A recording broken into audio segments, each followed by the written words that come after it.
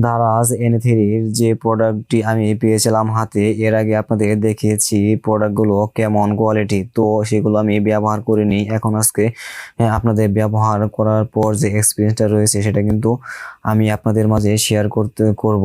তো এখানে দেখে যখন আমি লাইনটা দিলাম তখন দেখেন আস্তে আস্তে লাইটের দিকে আমি অগ্রসর হই, আপনারা কিন্তু তফাৎটা বুঝতে পারবেন। এই প্রথম দিকের আলোটার দিকে খেয়াল করবেন, আর আমি যখন আস্তে আস্তে সামনের দিকে চলে যাচ্ছি তখন দেখেন আলোটা কিন্তু আস্তে আস্তে কমে যাচ্ছে।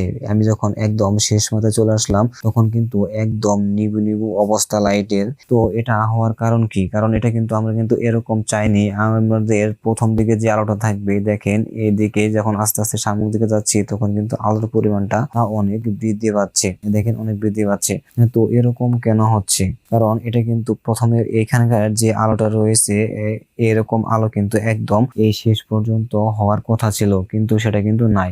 চার্জার থেকে যখন লাইনটা যাচ্ছে তখন কিন্তু একদম সিরিজে করা, মানে একটার ভিতর দিয়ে একটা লাইটের ভিতর দিয়ে দুটা তার চলে গেছে, সেখান থেকে আবার জয়েন দিয়ে আরেকটা ভালভে চলে গেছে, সেখান থেকে আরেকটা ভালভে, এভাবে যাইতে যাইতে একদম শেষ পর্যন্ত চলে গেছে। সেই ক্ষেত্রে কি হয়, এরকম লাইনের ক্ষেত্রে ব্যাপারটা ঘটে যে প্রথম দিকে আপনার আলোটা বেশি পাবেন, কিন্তু পরে আস্তে আস্তে যখন একটার পর একটা যখন আস্তে আস্তে পিছন দিকে চলে যাবেন তখন কিন্তু আপনার আলোটা একদমই কমে যাবে। কিন্তু এটা আমার কাছে মনে হয়েছে তারা যে এন3 যে প্রোডাক্ট দিয়েছে তাদের এই প্রোডাক্টটা আমার কাছে মোটেও পছন্দ হয়নি।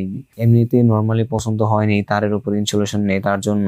আর দ্বিতীয়টা হচ্ছে এটার আলোটা যদি সব জায়গায় শুরু থেকে শেষ পর্যন্ত একই থাকতো তাহলে আমার হয়তো প্রোডাক্টটা ভালো লাগতো বা দাম হিসাবে আমি একটা রেটিং দিতাম। তো আপনাদের কাছে কেমন মনে হলো 295 টাকা এন3 এর এই প্রোডাক্টটি? আপনাদের কাছে কেমন মনে হচ্ছে বা কতটা যুক্তিসঙ্গত, দামটা ঠিক আছে কিনা, এটা আপনারা অবশ্যই কমেন্ট বক্সে জানিয়ে দেবেন।